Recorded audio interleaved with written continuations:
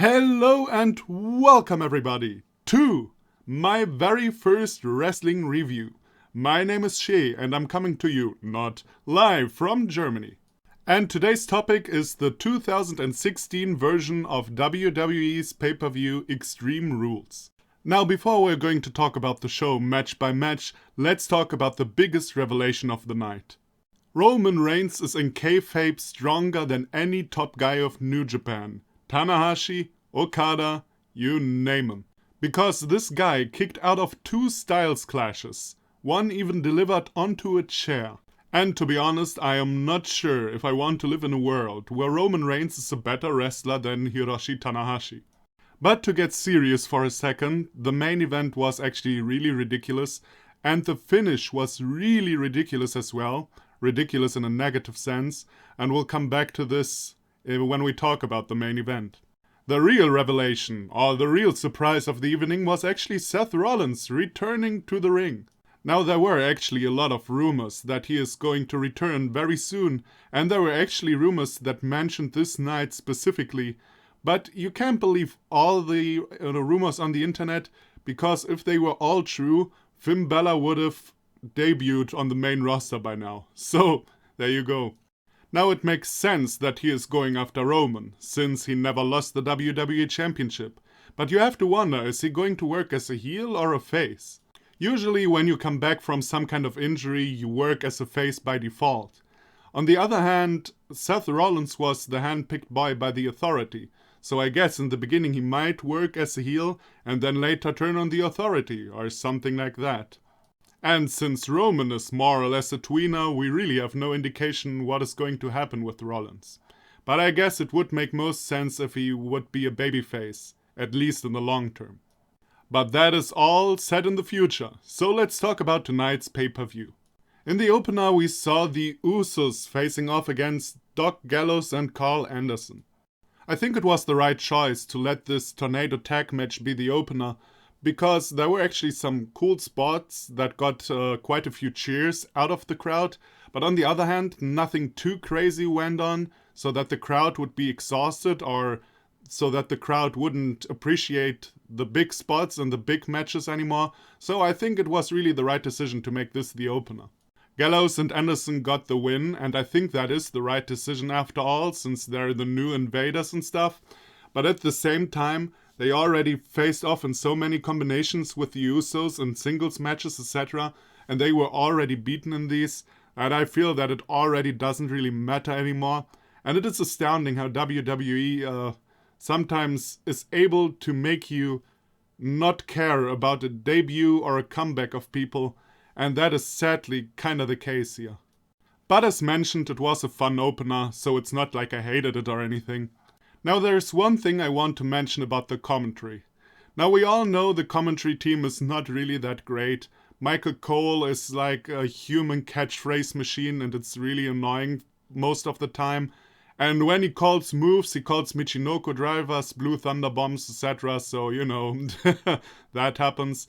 And JBL is all about talking, everyone having fun, etc. And why Byron is there is still a mystery to me. But I've got to say something good about JBL today. He actually had some interesting background information about tag team wrestling in Japan, etc. Although I think he made like 1 or 2 little mistakes, like for example saying that the Funk were heels or that they acted heelish in Japan, although the Funks were like the biggest part of their career were faces in Japan. But you know, all in all, like he actually provided some interesting information. And I'm really glad when he can do that, because all the stupid shit that apparently backstage, or as the whole internet knows, apparently Vince feeds him when he says stuff like that, it's really, really sad, because it's actually cool when he provides some background information. Next up was Rusev against Kalisto in a match for the WWE United States Championship. To be honest, it was more or less a nothing TV match in the end of the day. Which is kinda sad, because I actually really like Kalisto and I really, really like Rusev. But this match was kinda boring. Rusev beat Kalisto up, he had him in a bear hug, he had him in a shitty torture rack. That actually kinda surprised me, because Like, Rusev does so much stuff right, in my opinion. But the torture rack looked kinda weird, like he wasn't even trying to stretch him, you know? But anyway, nobody's perfect. And then Kalisto locked in a sleeper hold, but Rusev countered. And I was thinking when Kalisto locked in the sleeper hold, is he going to make his comeback now? And he didn't. But then he did like half a minute later. That was weird, because why not do the comeback right after the sleeper hold? But anyway, and yeah, Rusev then attacked the hurt back of Kalisto, locked in the camel clutch and won. I think it also was a bit weird that Rusev is allowed to attack Kalisto even though doctors are attending him. Like, Samoa Joe can't go on fighting against Finn Balor when he's bleeding, but Rusev can attack Kalisto when his back is hurt. Now I know one was legit, the other is kayfabe, but you know, in the wrestling universe, there's only one, you know? So, I think you can't really do that kind of finish, but I feel like there should have been a disqualification or something. Actually, I nearly expected the referee to be like, yeah, you got disqualified, you didn't win by submission, but you were actually disqualified. But luckily, that didn't happen. So now we can wait for John Cena to come back and beat Rusev for the US title. Or maybe he will actually put Rusev over. That would be interesting, but I kinda doubt it. But we will see. In the next match, the New Day defended their tag team championships against the Vaudevillains. The first big surprise in the match, not Kofi is fighting alongside Big E, but Xavier. To be completely honest with you, when I saw this, I thought, maybe he's taking the fall. Like, I kinda started to expect, maybe they let the Vaudevillains win. Maybe that was the intention, I don't know. But it got me kinda uncertain what is going to happen, so that was good, I guess. On another positive note, Michael Cole doesn't call the belly to belly, belly to booty anymore. That is so good, because that was such a cringy nickname for a move. At least for a move that has nothing to do with a booty, you know. Overall, I enjoyed this match. I really like the New Day. I also like the Vaudevillains. I actually think they're doing their act pretty great. I really wish they would go even more old school. But I guess that wouldn't go over with the crowd. Like if they actually did like, I don't know, George Hackenschmidt kind of wrestling, you know. Like Karl Gotch, you know, no, I think the Frank Gotch was actually the original Gotch, wasn't he? Anyway, like so goddamn old school that you can't even do like the most basic thing of today's wrestling. But that probably wouldn't go over, so I see why they're doing like the best they can in the circumstances they have. But I really like their act, so I had fun in this match. And to my surprise, Xavier scored the victory with a Shining Wizard. Was the Shining Wizard always his finisher? To be honest, I can't remember a match where he actually scored the pin. At least with his own finisher. Like from the top of my head, I can't remember one. But it was actually a really cool Shining Wizard. It really looked like he rammed his knee into... who did he score it on? I think English, right? Anyway, it really looked like he rammed the knee right into the head. Maybe he did, and that is why it looked realistic. Hopefully not. But it really looked good. So, great Shining Wizard. Good win for the New Day. And there was actually suspense in the match, as mentioned. So, I enjoyed this. Next up, we had the 4-way match for the Intercontinental title. Now, this was basically the WWE version of a PWG match. Now, in case you're unfamiliar with Pro Wrestling Guerrilla, that means high pace, a lot of spots, no breathers at all, and usually no selling, although that is actually not all that true for this match. Because in the very beginning, Sami Zayn hit Kevin Owens with a Helluva kick, and he was actually out like for 5 minutes, and that actually made a lot of sense. I was kinda surprised, because except for that, it was, you know, what Jim Cornette would call a video game style match. You know, a lot of moves, everyone stands up again. But Kevin Owens actually stayed out there for quite a while. Longer than The Miz, who was hit by an uppercut. And that makes sense. The Helluva kick is Sami's finisher. The uppercut is not Cesaro's finisher. So the Helluva Kick eliminates you longer than the uppercut.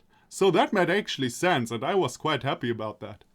Another factor that made this match better than your average spot fest was the fact that they actually bothered to tease stuff. So they didn't hit every spot at once or every time they had the opportunity, but they actually teased the big move. For example, they teased the Tower of Doom spot. Like Cesaro was in the position to do the Tower of Doom, and Kevin Owens interrupted him.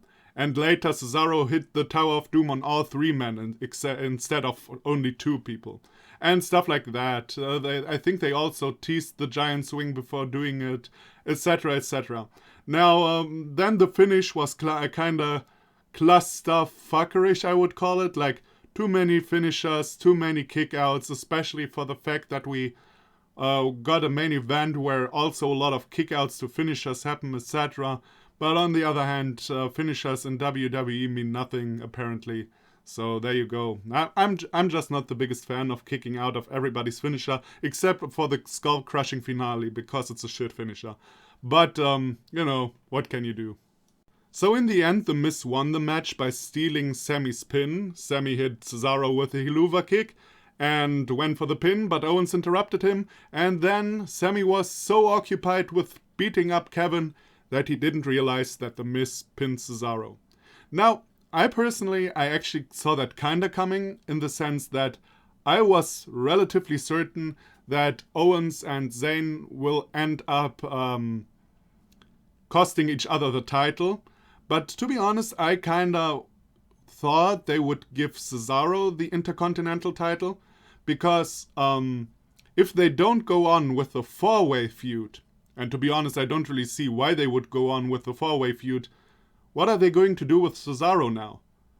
Is he going to have like a singles match with The Miz? But, you know, why would he? He lost clean here, like clean as a white sheet. The Miz didn't cheat or anything. I mean, the method was cheap, but it wasn't really cheating or anything. So I don't know what they're going to do, and I wish they put the strap on Cesaro.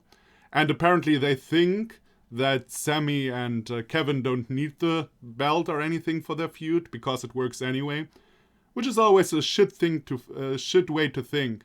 Because, you know, they think like a good feud doesn't need a title. But a title elevates a good feud to a great feud, you know.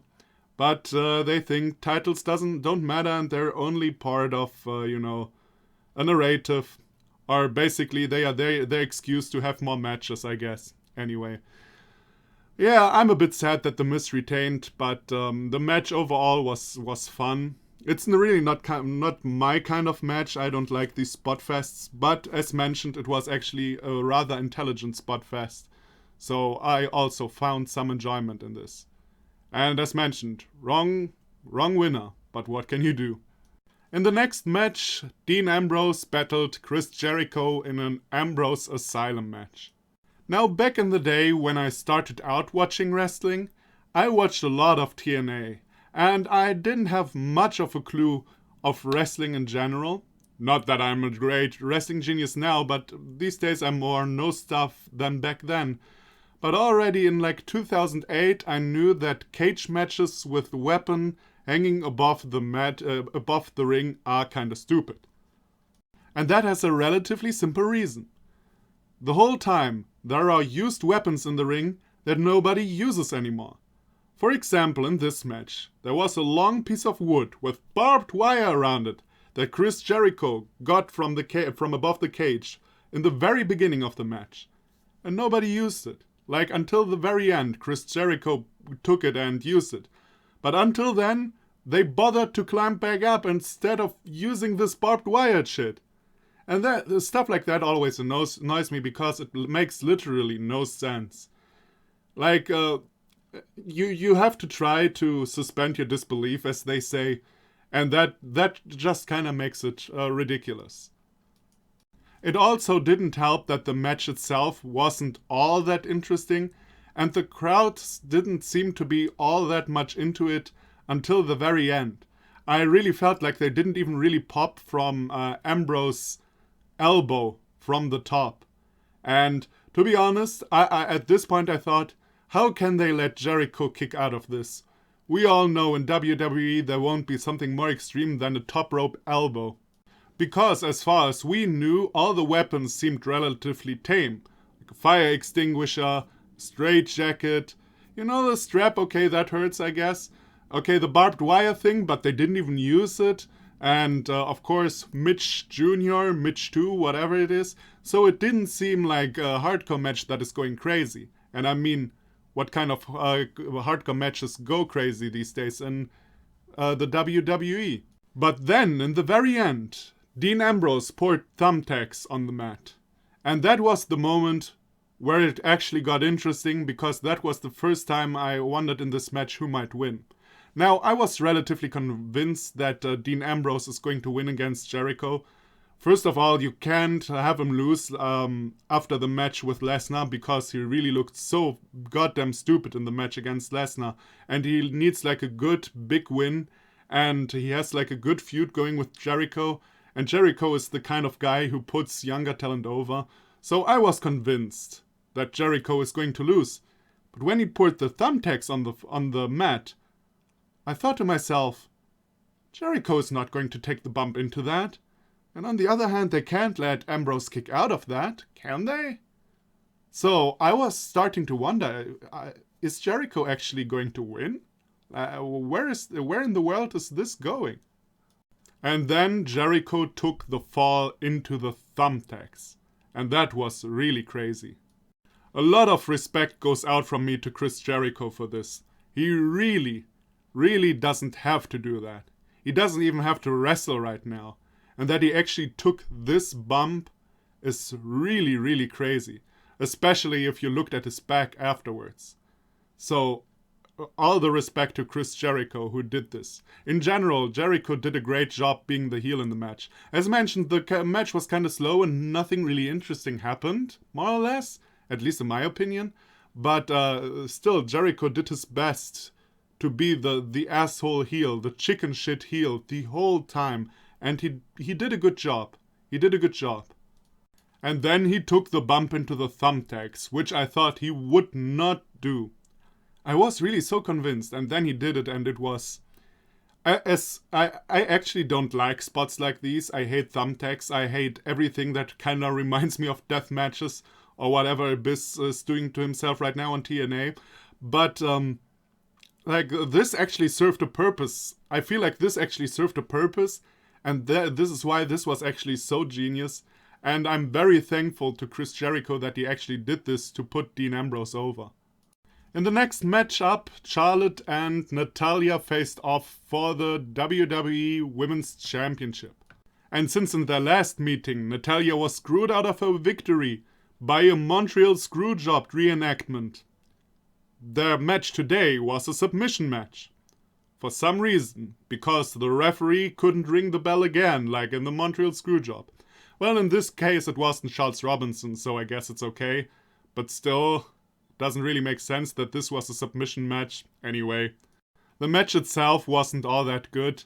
Charlotte worked over Nettie's legs a lot, and when Nettie made her comeback, her legs were magically fine, and stuff like that really bothers me. Especially, you're doing the whole, we have the Flair against the Hart. Bret Hart, in his life, never forgot to sell a leg. I swear to God, I saw a lot of Bret Hart matches. He's probably in my top 5 wrestlers of all time. And he never forgot to sell a leg. And Nettie's just magically okay. Okay, well, if you say so. Also, I feel like both of them were not very well selling. Charlotte in general is not good at selling. But in Nettie's case, I didn't even realize usually that much. But I don't know, today I felt like her selling is mostly yelling.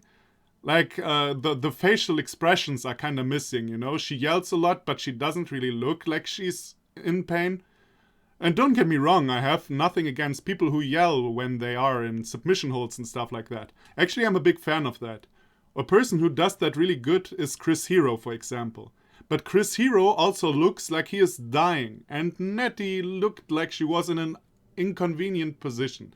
Maybe that is nitpicking, but as mentioned, overall the match wasn't all that good, stuff wasn't sold, etc. And the match, I don't know, had nothing to it. It wasn't sloppy or anything. There was really nothing to it, in my opinion.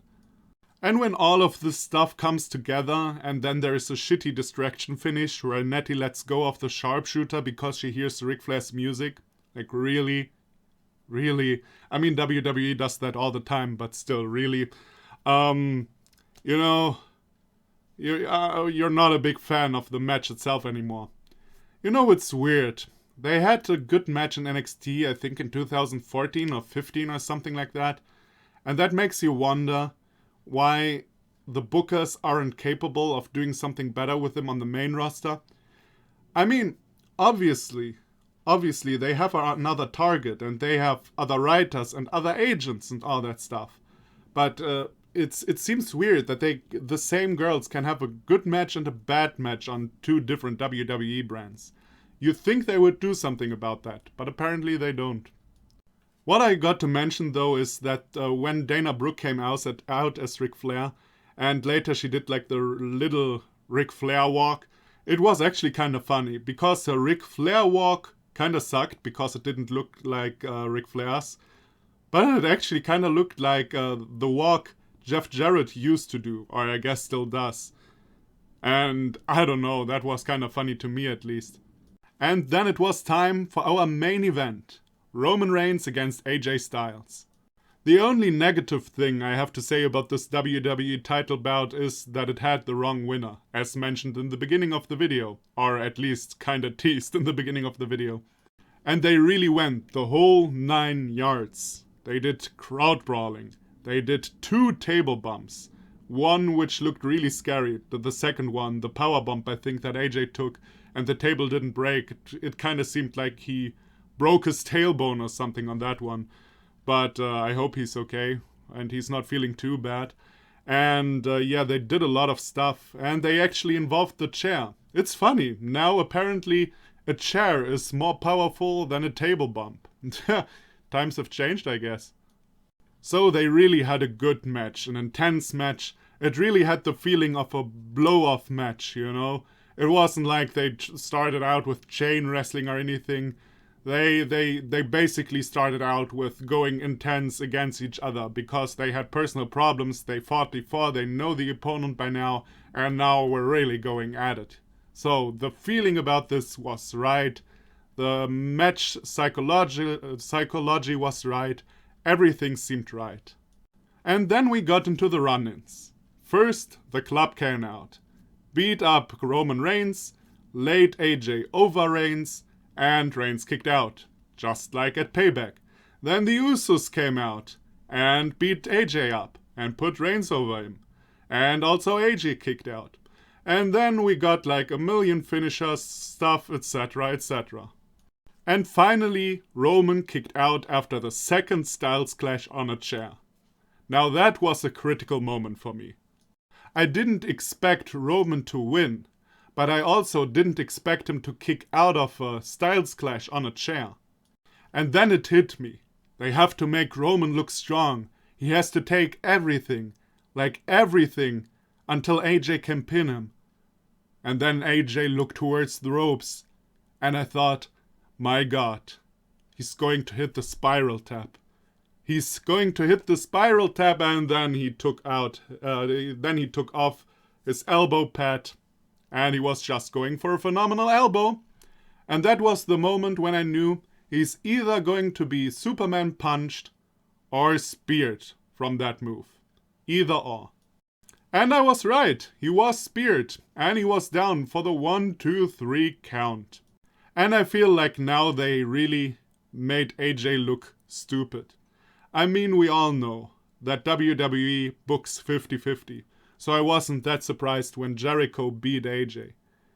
But now in this fight against Roman, AJ basically lost all the time. And, it's probably, now you can say it's hypocritical, complaining about 50-50 booking, but then also complaining about one guy going over. Yeah, but it's the wrong guy going over. That is the problem. I am no Roman Reigns hater or anything. I think he's a talented wrestler who could go far but he is not ready for the position he's in, and his character is badly written. So two aspects that actually make him, make the shoes that he's wearing too big right now. And it just seems so silly to me that Roman Reigns would lose against AJ, would win against AJ in that kind of fashion, My main problem isn't Roman being champ though. My main problem is that the club already looks stupid. Compare what WWE did to what New Japan did with these guys. AJ became IWGP Heavyweight Champion in like his second match or something. And that made sense storyline-wise because they were the Invaders, the evil Gaijin guys, basically an NWO ripoff. And to be honest, I was never the biggest fan of that in New Japan, but that doesn't really matter. At least they put them over, and they put them super over. What does WWE do? They bring them in and let them lose to their guys, or do 50-50 booking with the Usos or something. It makes no sense. It makes no sense. They don't seem like the dangerous tough guys from Japan. They seem like the overhyped indie geeks. That's how they come off in your storytelling universe. Now with the return of Seth Rollins, I guess AJ is out of the title picture for now. Or at least he should be, because all the opportunities he got, he wasted, more or less. So if WWE made any sense, then AJ would be out of the title picture. But we all know you can lose a feud and be in the main event in the next day in WWE, because that is how they book and it makes no sense. So I guess we're going to see, but I feel like AJ is probably going to get a mid-card feud now, which he is going to win, so they can build him up back for the main event and maybe feed him to the next guy of the day, which is probably going to be Roman. But yeah, I guess he's out of the title picture for now. Or at least he should be. Booking-wise, not talent-wise. I think AJ is great. But booking-wise, he can't be in the main event for the next pay-per-views. So, to sum this pay-per-view up. We only had one match that I would call not good, and that was Natty versus Charlotte. And it wasn't like horrible or anything, it was just not good. We had one really average match in Rusev versus Kalisto. And except for that, we had a lot of fun matches, like New Day versus Vaudevillains. Nothing spectacular, but as mentioned, a fun match. Stuff like that. Then we had one really good match. If you're into that kind of style, as mentioned, the PWG style. If you like that, we were probably into the Intercontinental title match. And as mentioned, I think, even though I'm not the biggest fan of that kind of wrestling, I still think for that kind of wrestling it was superb. That kind of wrestling, if you get what I'm saying. And the main event was just great. It only had the wrong winner. I really, to be honest, to come back to the main event very short, I can't understand why AJ would have the meltdown and then not win the match after the meltdown. Like, why did he even have the meltdown with a chair hitting everybody? It makes no sense. Anyway, so yeah, I'd say if you didn't watch the pay-per-view, you didn't miss too much, in my opinion. Except, as mentioned, except you like the PWG style, then the Intercontinental match was awesome and you have to check it out. But except for that, as mentioned, the main event was great. But I feel like if you didn't watch it, you didn't miss too much. Especially story developmental wise, you didn't miss much except for the comeback of Seth Rollins. And yeah, the pay-per-view wasn't bad. It wasn't very good. I'd give it a thumbs up, but I'm not blown away or anything. Okay, this was my review of Extreme Rules. I thank you very much for watching. If you enjoyed this, please subscribe, because I'm going to do more of these reviews. I will do more WWE pay-per-view stuff. I'm probably going to review stuff on the WWE Network, like old school stuff, NWA, Mid-South, Smoky Mountain, I'm going to review that in the future. And I'm going to review recent Ring of Honor stuff, other indie company stuff that I get across. And maybe even New Japan in the future. We'll see about that. But yeah, I'm going to do a lot more wrestling related stuff, so please come back if you enjoyed this. And I'll see you in the future. Bye bye.